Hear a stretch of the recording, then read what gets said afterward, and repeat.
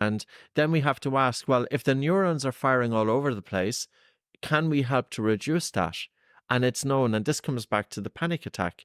You were talking about breathing in and out of the brown paper bag. Now, by the way, the brown paper bag is not safe if the person continuously breathes in and out. Yes, it is capturing carbon dioxide, but oxygen can't get in. Yeah, there must be a time limit for the practice, right? 5 breaths or so. Wow. But what I would say is, if somebody is having a panic attack, cup your hands. So you simply cup your hands, put them on your face. And the whole objective here is don't breathe fast and shallow, because fast and shallow breathing reduces gas exchange. So if you are having a panic nasal attack, or oral? it has to be nose. Okay. So hands here. And to breathe silently. Well, you know, of course, if the person is having a panic attack, our objective is to slow down our breathing. So you're breathing in through the nose. 1, 2, 3. 1, 2, 3. 1, 2, 3. 1, 2, 3. 1, 2, 3. 1, 2, 3. Now, what I did there was simply worked at slowing down the respiratory rate from, if it's 20 breaths per minute, down to 10 breaths per minute. Now, if you were feeling lightheaded from doing that, the volume of air that you were breathing in with each breath was just too much, even though you were cupping your hands and pulling carbon dioxide. Would it be an advantage if it's possible for people with a panic attack to slow it down even more instead of the 3-3, so 5-5 maybe? During the part that they are having a panic attack, they're really feeling air hunger. Yeah. And if we reduce their breathing too much, the air hunger might just put them into a greater panic. So let's look at that question. If we have, when I see people coming into me with panic disorder and I look at their everyday breathing is not good, full stop. Their breathing tends to be noticeable, tends to be upper chest. They often feel they're not getting enough air. Their breath hold time, the Bolt score that we use, is usually low. Not always, but usually low. We know it's reported that 75% of this group have poor breathing patterns. And my objective with that person who is prone to panic disorder is improve their everyday breathing. Don't breathe fast. Don't breathe shallow. Don't breathe hard. Don't breathe mouth. Practice breathing light. So we focus on light breathing first of all. So that's about the biochemical dimension of breathing. We start them off with small breath holds. I have to be very careful with how much of a dose of air hunger I give them. If I give them too much of an air hunger dose, I put them into a panic attack. And the reason being is because every time that they have a panic attack over the years, it has been associated with a feeling of suffocation.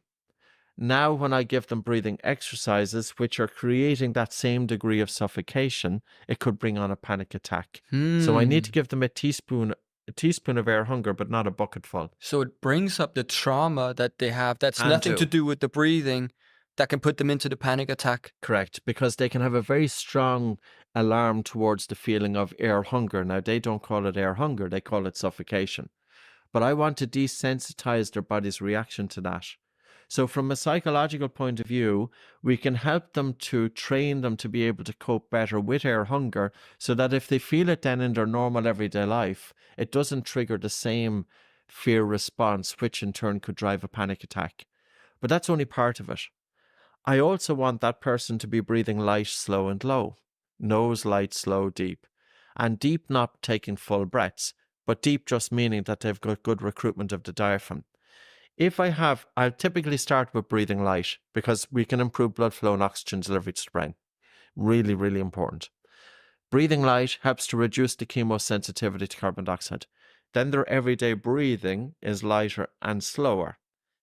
That makes them more resilient or helps to bring better balance to the autonomic nervous system, that they are not just teetering on the brink of symptoms.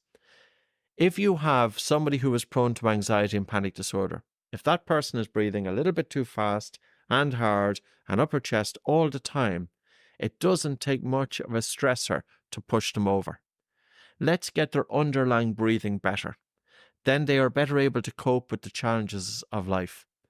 So on one aspect, we want to improve their everyday breathing, but on another aspect, if they do have a panic attack, to give them the tools to be able to get themselves out of the panic attack. Which is this one? That's one of them.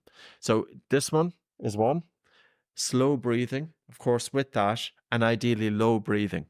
Now, it's not always easy. If somebody was having a panic, I was giving a course there about 2 weeks ago, one of the gentlemen took a panic attack in the class. I had to go straight to it. Now, this was my first time meeting him. So I had to go just straight to him. Like I raised my voice to take control of the situation. I got him to cup his hands. I didn't care whether he was breathing this way or this. I just wanted to do two things: cup his hands and slow down the respiratory rate.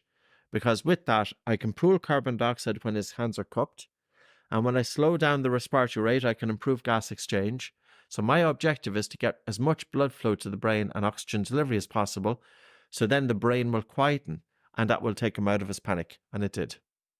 But I think it's also related to, of course, there's a physiological thing in lowering your breathing rate to reduce the panic attack, but also, like we talked about earlier, according to the meditation thing, that you are shifting your focus from the panic attack to your breath.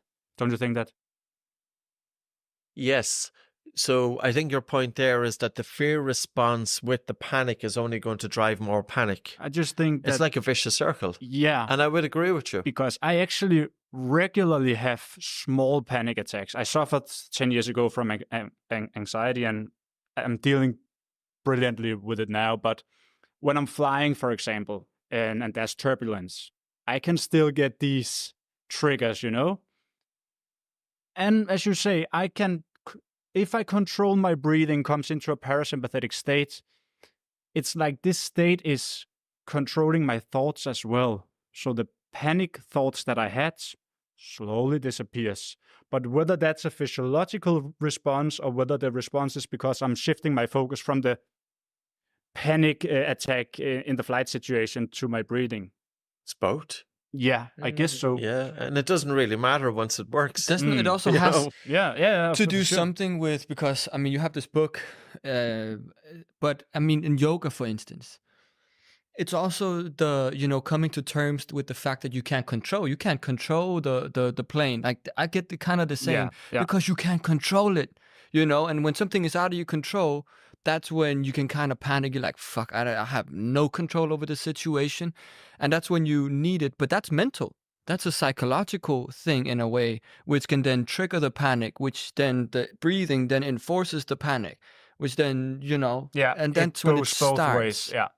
So is it also a mental thing of just like letting go of control and maybe just focusing on the breath? Is that a big part of it as well? I think there's a couple of things, I think it gets easier with experience. Yeah. The more you fly, the easier it becomes. The second thing is Doesn't work for me. look at the air hostesses. Look at the what? Look at the air hostesses. Stewardess. So Mhm. this Yeah. the workers. That helps, definitely. Because They're so calm. they're so Oh, yeah, calm, true. Oh, yeah. and I think it Oh, that's what it you can mean. be it can be, yeah. Yeah, misinterpreted. Yeah. But yeah, because like I travel a lot, and 15 years ago, of course, turbulence. I don't think anybody likes turbulence, especially if you're kind of just relatively new to travel.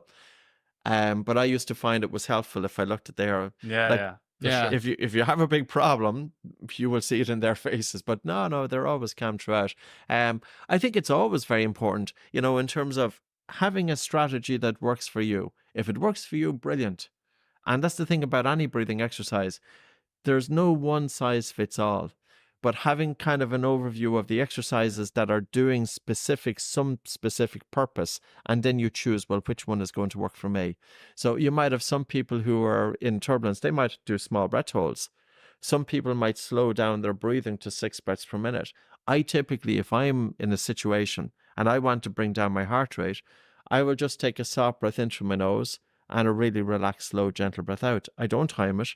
All I do is just bring a feeling of relaxation to the body. Is that also connected with to me, with the air hunger?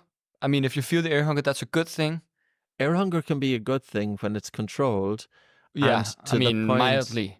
This is the thing about air hunger, okay? If we do just the right dose of air hunger, it actually induces relaxation. How do you know? You know by the saliva in the mouth. So tomorrow we have 400 people, okay? I will have them all do this breathing exercise tomorrow. I would say that 80 to 90% of them will have increased watery saliva in the mouth. So we know that even though air hunger was uncomfortable, it's not stressful. And even though they feel uncomfortable because of the air hunger and the need to breathe, well, it's actually inducing a relaxation response because they will feel sleepy and they have increased watery saliva. So if we think of the rest and digest response, how do you know if you switch it on?